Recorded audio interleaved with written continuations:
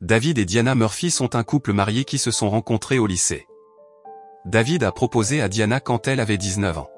Diana est agent immobilier, et David espère devenir architecte.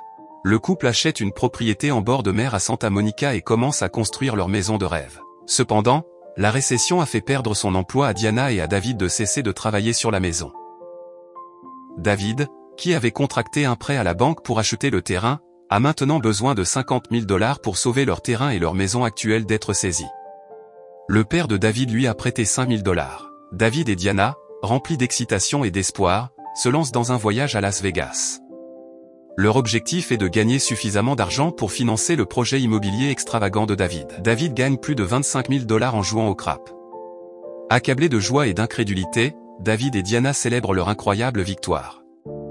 Alors qu'ils se délectent de leur nouvelle richesse, Diana, toujours la partenaire solidaire, assure à David de son amour indéfectible. Elle souligne que son amour transcende les choses matérielles.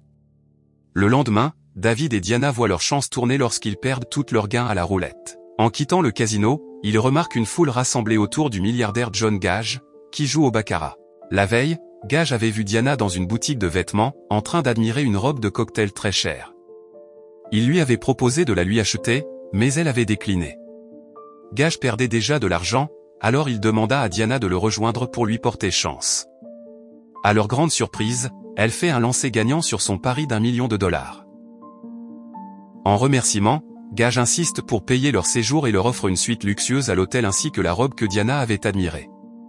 Après avoir passé une agréable soirée ensemble, Gage propose au couple 1 million $ pour passer une nuit avec Diana, mais il refuse. Après une nuit d'hésitation, rongés par le désespoir, ils finissent par céder à la proposition de Gage. David, le cœur lourd, contacte son avocat pour rédiger un contrat. Mais à peine quelques minutes après avoir laissé Diana s'éloigner avec Gage, un sentiment de culpabilité le submerge. Il se précipite vers l'héliport, mais il est trop tard. L'hélicoptère s'élève dans le ciel, emportant Diana vers le yacht luxueux de Gage.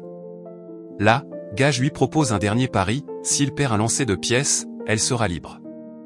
Mais la chance semble lui sourire, et Diana se retrouve prisonnière de sa promesse.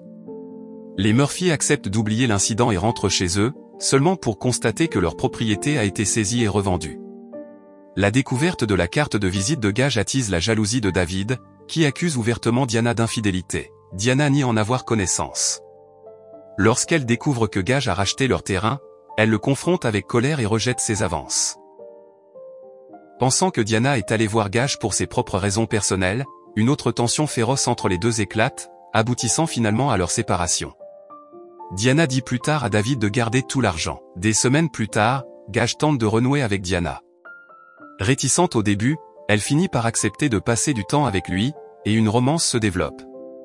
David, hanté par les souvenirs de sa femme, lutte avec ses émotions et finit par confronter Gage et Diana en public. Il parvient à redresser sa vie et trouve un emploi d'enseignant. Diana demande le divorce. Lors d'un événement caritatif au zoo, David voit Diana avec Gage et fait don de la totalité du $1 million à une vente aux enchères caritatives. Il fait ensuite la paix avec Diana et signe leur papier de divorce. David révèle ses vrais sentiments sur cette nuit-là, admettant ses erreurs et expliquant pourquoi il a laissé cela se produire.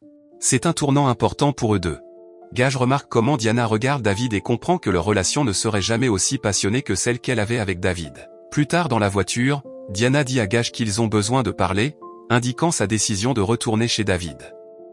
Gage, réalisant son désir, invente une histoire sur le fait qu'elle n'était que l'une des nombreuses femmes qu'il avait payées. Diana voit à travers sa tromperie, le remercie de lui avoir facilité la tâche de partir et prend sa pièce porte-bonheur, qu'elle découvre être à double face. Elle retourne sur le quai où David lui a proposé de se marier il y a 7 ans et le trouve là-bas. Ils répètent leur déclaration d'amour unique et se tiennent la main.